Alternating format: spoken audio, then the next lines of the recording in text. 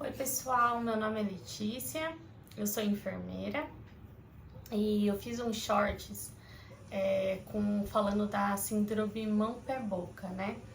E aí eu decidi voltar aqui para falar de uma maneira mais ampla, com mais detalhes, porque essa doença é uma doença que assim tá pegando muitas crianças e essa é uma fase entre o outono e o inverno que ela é mais incidente, que a gente tem mais casos, tá?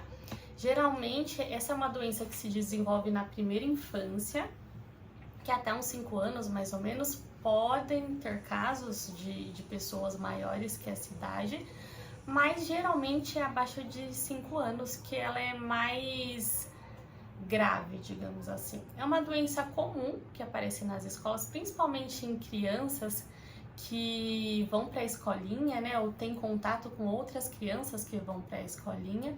É uma doença viral que acaba como você pega, né, por gotículas que são saliva mesmo, você fala, você espirra, você tosse e ela infecta outras crianças, e também por contato. Então uma criança encosta na outra e acaba pegando, vai com a mão na boca, aí a criança põe a mão no chão, põe a mão na carteira, pega o lápis, a outra criança pega o lápis da outra.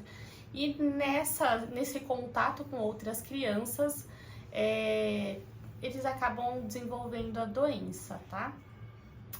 Geralmente, quando a criança está com uma imunidade mais baixa, muitas vezes a criança, na maioria das vezes, quando ela pega um vírus, ela acaba ficando com a imunidade mais baixa, né? Com a defesa do organismo mais fraquinha, digamos assim.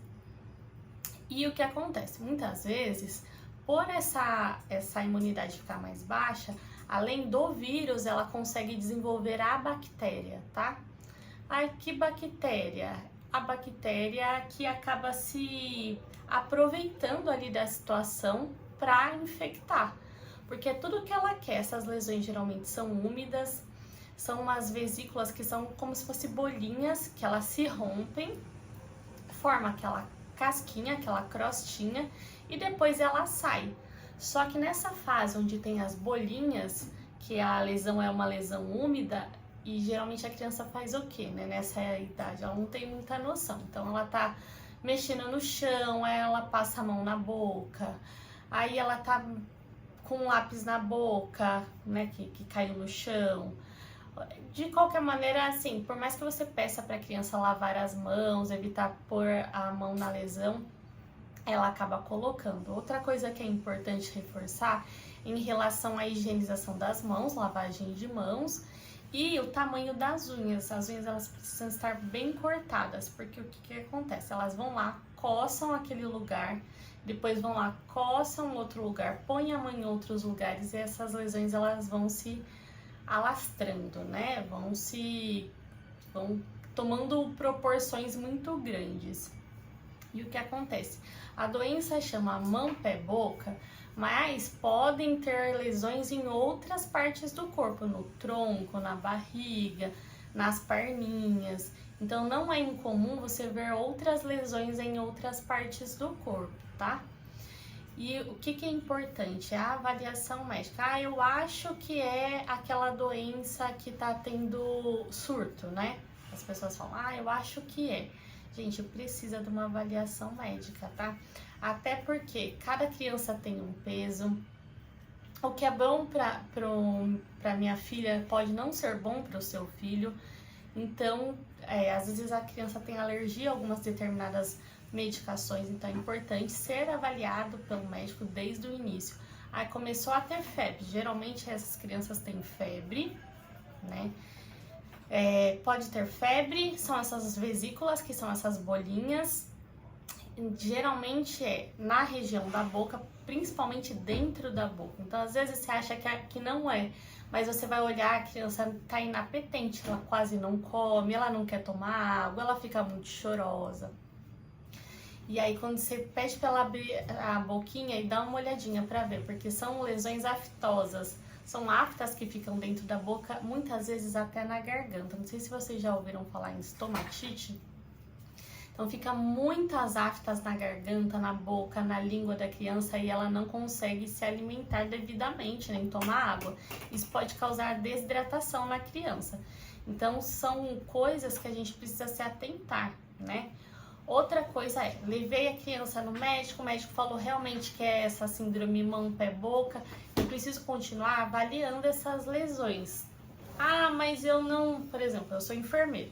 Ah, mas para você é fácil, você é enfermeira, você vai conseguir ver isso com facilidade. Gente, se a coceira da criança não está melhorando, se essas lesões estão aumentando, se a característica da lesão, que é para ser assim, é um vermelhinho, vira uma bolinha, a bolinha rompe, essa lesão que era uma bolinha vira uma casquinha, essa casquinha some, isso é evolução normal, é igual um machucadinho.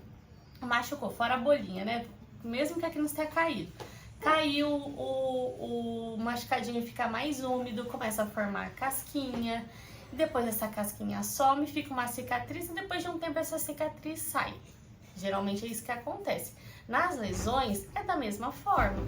Agora, se essa lesão ela não está melhorando, se essa lesão está muito úmida, se esse machucado, né, se essa crostinha tá ficando amarelada, tem característica purulenta, né, de pus, então essa lesão ela precisa ser reavaliada por um médico. Ah, deu 3 dias, a criança tá com febre alta, né? Ah, é característico dessa doença, dar febre na criança? Sim, mas deu 3 dias, essa criança ainda tem uma febre, né, acima de 37,8, ele precisa ser reavaliado por um médico, porque muitas vezes ele não tem só uma virose, né, não é só o vírus que tá ali, é a bactéria. E se essa bactéria, se tiver vírus e bactéria junto, as medicações que o primeiro médico, muitas vezes avaliou a criança, não serão suficientes para que essa doença ela passe. E aí a gente tem as complicações da doença. Às vezes a doença começa como infecção viral e depois ela acaba se transformando em uma doença bacteriana também. Então tem o vírus e a bactéria junto. O que mata a bactéria? É o antibiótico. Se essa criança não tomar antibiótico, por mais que você esteja fazendo todos os cuidados que o primeiro médico lá passou para você, isso não vai melhorar, né? Não vai melhorar, porque tem um agravamento aí da doença. Então é bem importante isso, que as mães elas se atentem, né? As mães, os pais ou os cuidadores, as pessoas que cuidam dessa criança, se atentem aos sinais das lesões ali. Outra coisa que é importante é, gente, essa doença é altamente infecciosa. O que é isso? Ela passa de uma criança para outra, de uma pessoa para outra, muito fácil, tá? Então é importante que essa criança ela não pode ir para a escola. Ah, mas ela tem pequenas lesões. Gente, não pode ir para a escola, porque a criança espirra, ela tosse, o narizinho pode começar a escorrer. E assim, aí você vai infectar outras crianças. Então a gente também tem que ter essa noção de, poxa, minha criança está doente, ela não pode ir para a escola. É de 7 a 10 dias, geralmente, o tempo, né? E até porque essa criança ela vai ficar muito chorosa. Ela pouco vai se alimentar. Muitas vezes é muito difícil uma criança ter essa doença e conseguir se alimentar bem, tomar bem a água, porque ela é muito sofrida, muitas aftas na boca. Às vezes a gente tem uma afta na boca, a gente mal consegue se alimentar. Imagina uma criança pequenininha, né, que já não come de tudo, tá sentindo dor, ela não tem só essas lesões na boca, ela tem lesões pelo corpo também, tem uma coceira muito intensa. E então isso tudo vai culminando para quê? Para que a criança não coma, para que a criança não tome água. Isso pode gerar o quê? Desidratação na criança. E a criança desidratou, cheia de lesão na boca, gente, é internação.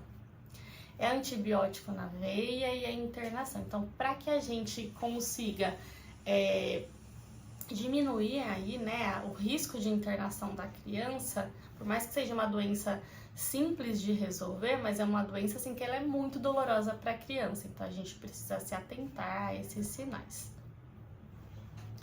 Então é isso, gente. Ó, se vocês tiverem mais alguma dúvida, quiser deixar aqui nos comentários. Eu acabei nem falando, mas eu sou enfermeira.